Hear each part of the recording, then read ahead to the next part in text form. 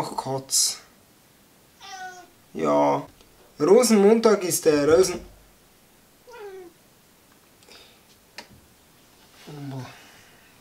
Schnitt. Ja, servus, hallo und habe dir meine sehr verehrten Freunde, Abonnenten, Zuschauer, wo es auch immer da vor dem Bildschirm hockt. Heutiges Thema ist, glaube ich, ganz einfach zu erkennen. Fasching.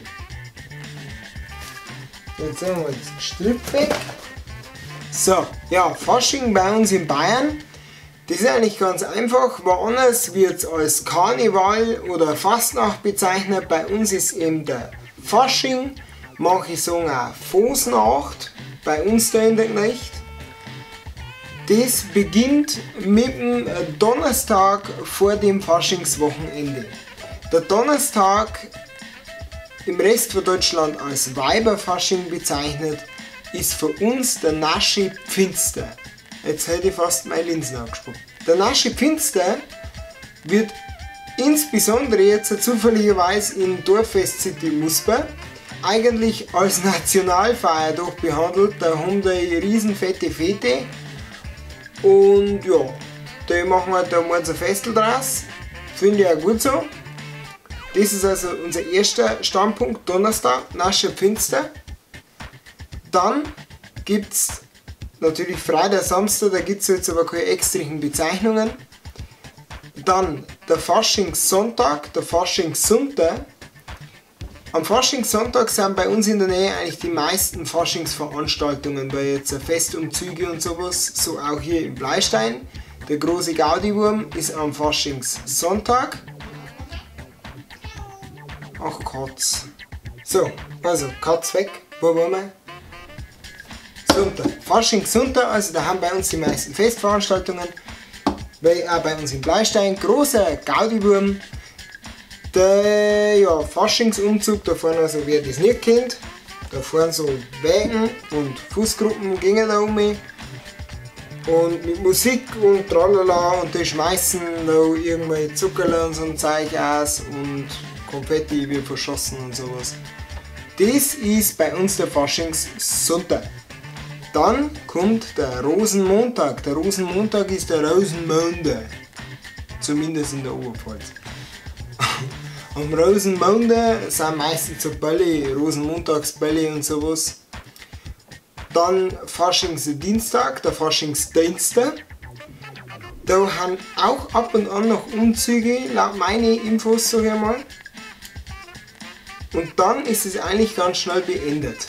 Weil dann ist Aschermittwoch, das heißt die Fastenzeit beginnt, der Fasching ist beendet. Und es gibt noch eine Tradition, die auch in mehreren Nachbargemeinden von uns auch betrieben wird, und zwar das Fasching Eigrom oder Fasnacht Eigrom bzw. Verbrenner. Da wird praktisch der Fasching behandelt wie eine Person in einem, naja, in einer Sargreplika einmal über den Marktplatz drum und beweint und dass jetzt das praktisch alles um ist und dann verbrennt. Ja, so wird eigentlich bei uns am meisten Fasching gefeiert. Natürlich sind in die Wochen vorher auch noch diverse Bälle und Discos und Veranstaltungen. Dann mal noch kurz was zu dem letzten Video ansprechen. Das war ja das Frage-Antwort-Dings, der Bumster da. Halt, stopp, du da. Und zwar ist da wieder mal kommentiert worden, ob man mich mal irgendwo treffen kann oder wer oder was. Da dazu ganz einfach.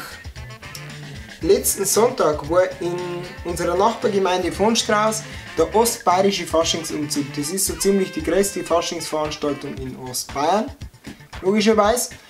Da war ich auch vertreten mit ein paar Leuten von uns da aus der Gemeinde auf dem Wagen.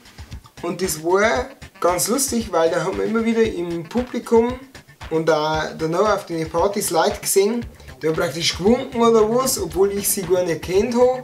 Oder bei den Partys hinten auch, wenn da herkommen und wollen da Büttler mit mir machen und sowas. Ich finde das ganz interessant. Das ist zwar ein wenig komisch am Anfang, wenn da fremde Leute kommen. Ja, ist aber ganz lustig. Also, wie gesagt, zu den Kommentaren, ob man mich mal treffen kann oder so. wenn ihr mir irgendwas seht auf dem Festel, ich weiß nicht, ihr könnt mich gerne anreden. Für mich ist das noch ein wenig, ja, ich bin da noch am Anfang. Ja. Das war's dann zum Thema Fasching. Ich hoffe, ihr seid aufgehört. Schreibt es doch mal in die Kommentare, wie das von Ihnen ausschaut und was es für ihn für Traditionen gibt. Wir sehen uns beim nächsten Mal. Ihr dürft mir gerne ein Abo da lassen. Seid freundlich, habt euer Bavaria Blogger.